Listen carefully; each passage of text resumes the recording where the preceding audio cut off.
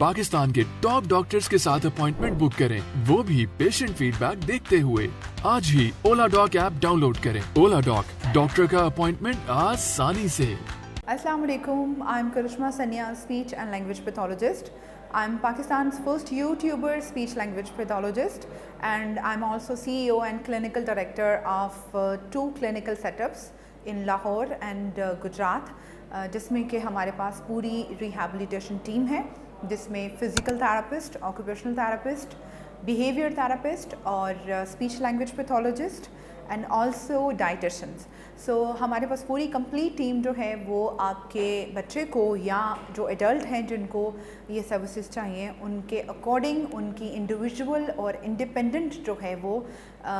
Evaluation के बाद उनकी प्रॉपर जो है वो स्पीच थेरेपी या जो भी थेरेपीज़ हैं उसके हम सेशंस कंडक्ट करते हैं और वो हर इंडिविजुअल की उसकी अपनी नीड और उसकी प्रेफरेंसेस के अकॉर्डिंग हम आल्टर करते हैं। This is actually the international standard for dealing with any kind of issue, specially autism. और क्योंकि जो मल्टीपल एरियाज़ में पाकिस्तान में या मुख्तलिफ़ जगहों पे ऑटिज़म सेंटर्स भी हैं, लेकिन वहाँ ये है कि हम लोग सिर्फ़ और सिर्फ इंटरनेशनल स्टैंडर्ड पे क्लिनिकल सेटिंग्स में हम सिर्फ थेरेपीज़ को ही इम्प्लीमेंट करते हैं, हम स्कूलिंग को प्रोवाइड नहीं करते हैं। गूंगा और बहरापन जो है वो एक काफ़ी पुरानी टर्म है, लेकिन ये काफ़ी पेनफुल भी हैं उन लोगों के लिए जिनके बच्चे इस सारे इश्यूज़ के साथ पैदा होते हैं या किसी भी लेटर ऑन स्टेज पे वो हियरिंग लॉस को डेवलप करते हैं। गूंगापन जो है वो एक अब पुरानी टर्म हो गई है और ऑलमोस्ट वो अब एक माजी की बात है, क्योंकि स्पीच थेरेपिस्ट अपनी डिवोटेड एफर्ट्स के साथ तमाम लोगों को जो कि हियरिंग लॉस के साथ हैं, वो किसी भी डिग्री पे हो सकते हैं, चाहे वो उनका सवियर हियरिंग लॉस है, चाहे उनका मॉडरेट हियरिंग लॉस है, चाहे उनका जो है वो माइल्ड हियरिंग लॉस है, उस पर स्पीच थेरेपिस्ट का रोल जो है वो ऑडियोलॉजिस्ट की इवैल्यूएशन और हियरिंग एड के यूज़ के बाद इतना ही सिग्निफिकेंट है जितना कि एक बच्चे के लिए आला लगाना। क्योंकि जब तक आप हियरिंग लॉस को आप इवैल्यूएशन लेते हैं और उसके बाद आप प्रॉपर हियरिंग एड को चूज़ करते हैं, तो जो बच्चा स्पीच लैंग्वेज इश्यूज़ को के साथ होता है वो उनको खुद कोप नहीं कर पाता और ना ही उसकी जो स्पीच लैंग्वेज के इश्यूज़ हैं वो खुद रिजॉल्व हो जाते हैं। अगर हम बात करें कि स्पीच जो डेवलप होती है वो किन बेसिस पे एक पेरेंट को एक्सपेक्ट करना चाहिए कि स्पीच थेरेपिस्ट किस हद तक एक बच्चे के साथ काम कर सकते हैं, तो जब आपके बच्चे का ऑडियोग्राम आता है, यानी उसकी जब स्पीच की इवैल्यूएशन हम करते हैं तो हम उसके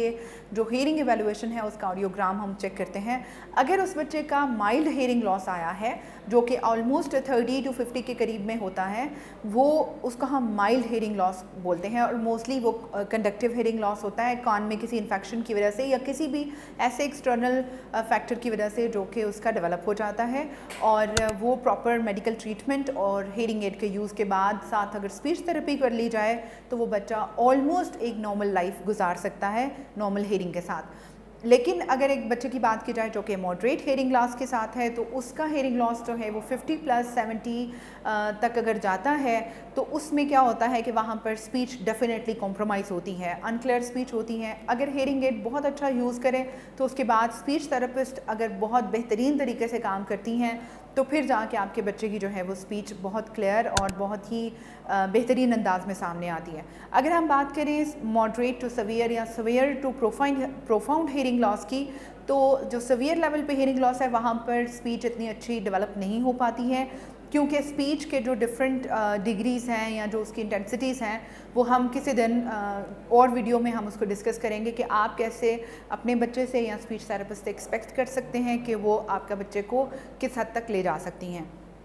अगर हम सवियर डिग्री हियरिंग लॉस की बात करें तो सवियर डिग्री हियरिंग लॉस में हम टोटल कम्युनिकेशन के साथ जाते हैं, यानी डिफरेंट और मेथड्स भी यूज़ करते हैं। लेकिन अगर आपके बच्चे को प्रोफाउंड हियरिंग लॉस है तो उस सूरत में आपके पास एक ऑप्शन वो ये भी है कि आप कोक्लियर इम्प्लांट की सर्जरी करवा सकते हैं और कोक्लियर इम्प्लांट बहुत हद तक आपके हियरिंग के इश्यूज़ को रिजॉल्व कर देता है, जिसके बाद जब आप स्पीच थेरेपी करते हैं तो ऑलमोस्ट आपका बच्चा जो है वो 70-80 बल्कि 90% तक भी अगर आप बेहतरीन तरीके से उसके साथ एज अ फैमिली और थेरेपिस्ट काम करें तो वो इन चीज़ों को रिकवर कर सकता है। टोटल कम्युनिकेशन में हम यूज़ करते हैं समटाइम्स साइन लैंग्वेज, समटाइम्स लिखा हुआ पढ़ा के, समटाइम्स लिप रीडिंग। तो ये मल्टीपल जो फैक्टर्स हैं हम इनको इंक्लूड करते हैं मल्टीपल थेरेपीज़ को। और ये जो 3 से 4 स्ट्रेटजीज़ हैं जब हम इनको मतलब एक साथ काम करते हैं तो ये यूजुअली उन बच्चों के लिए बहुत हेल्पफुल होती हैं जिनका सीवियर हेयरिंग लॉस होता है। बाकी जो माइल्ड या मॉडरेट हेयरिंग लॉस के साथ बच्चे होते हैं हम उनके साथ ऑडिटरी वर्बल थेरेपी यूज़ करते हैं जिसको हम सुना के बुलवाना कहते हैं। Thank you very much. I hope आपके लिए ये वीडियो हेल्पफुल रही होगी। If you want my consultation and you want to discuss about your child, do consult through the Oladoc. Pakistan के टॉप डॉक्टर्स के साथ अपॉइंटमेंट बुक करें, वो भी पेशेंट फीडबैक देखते हुए।